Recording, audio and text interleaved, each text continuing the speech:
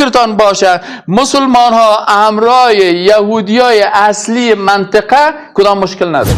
در فلسطین با هم زندگی میکردن.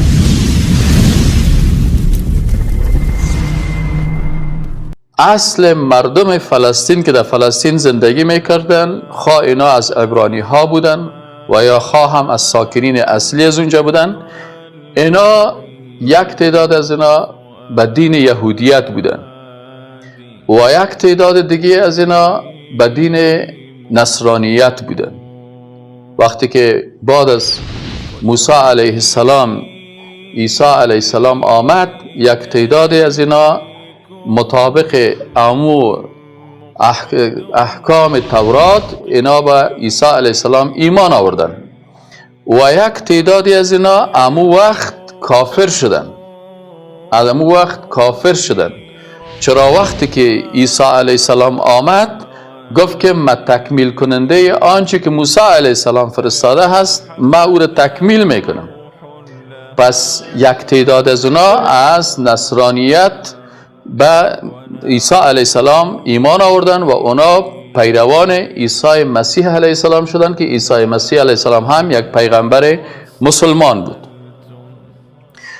و زمانی که رسول الله صلی الله علیه و سلم، یعنی یهودی ها اونجا یک مرتبه کافر شدن بنی اسرائیل که میگفتن که ما پیروای پیغمبرها هستیم. چرا پیرو پیغمبر کسی میباشه که وقتی حکم الله برش گفته شده، نه حالا ما و شما اگر ما موسی علیه السلام ایمان نداشته باشیم، یک مسلمان بگه من به محمد صلی الله علیه و سلم ایمان دارم، به قرآن ایمان دارم، اما به عیسی مسیح ایمان ندارم، میگیم تو کافر هستی. به خاطر از اینکه نبوت عیسی مسیح و نبوت موسی علیه السلام در قرآن ثابت است و در کتاب‌های از اونا هم به این قسم امی هست که ایمان باید به تمام پیغمبرها بری و به تمام کتاب‌ها بری. پس یک تعداد از یهود با آمدن عیسی مسیح کافر شدن و عیسی مسیح قبول نکردن و حتی توطئه قتل عیسی مسیح علیه السلام اینا این توطئه را کردن که باز اینا فکر کردن کسی را قتل کردن که همراه عیسی علیه السلام بود و ما قرآن عظیم شان میگه که و ما قتلوه و ما صلبوه ولکن شبه لهم. بر از اینا یک شبهه شد ولیکن الله سبحانه و تعالی عیسی علیه السلام بل رفعه الله، الله او را به آسمان ها بالا کرد که در آخر زمان عیسی علیه السلام دوباره میایه و نازل میشه. امروز فعلا یهودیایی که در جهان هستن 20% از اینا بنی اسرائیل هستن. 80% از یهودیا یهود اصلی بنی اسرائیل نیستن. اینا از قوم غزر و از اونمو مردمای دیگه هستن که از طرفای شوروی و از اون طرفای اتحاد شوروی و مردمای خزر از اونجا آمدن و این برنامه کلش به دست از اون است. و اونو یهودیایی که اصل یهود هستن مردم فلسطین هم را از اونا مشکل نداشتن. امرای او بنی اسرائیلی که اصلا از فلسطین بودن، فلسطینی ها 3 طبقه مردم بودن. یک تعداد اقلیت بسیار کم از یهودیای چی بودن؟ بنی اسرائیل بودن. یک تعداد دیگه از اینا نصرانی ها بودن و اکثریت و زیادتر از اینا مسلمان ها بودن و اینا اصل مردم از این منطقه بودن. مسلمان ها فکرتان باشه مسلمان ها همراه یهودیای اصلی منطقه کدام مشکل نداشتن. در فلسطین با هم زندگی میکردن. از زمان عمر رضی الله تعالی عنه که مسلمان ها فتح کرده بودن قدس، یهودی ها نرمال زندگی میکردن زیر سایه خلافت اسلامی، هیچ مشکل نداشت. اما یهودیایی که پلان اسرائیل جور کردن کدام مردم ها بودن؟ یک تعداد یهودیایی بودن که از اندلس، از اسپانیا، وقتی که اسپانیا را نصرانیا گرفتن مسلمان ها را هم کشتن و یهود هم می کشتن. یهودی ها یک تعدادشان فرار کردن و آمدن در کجا؟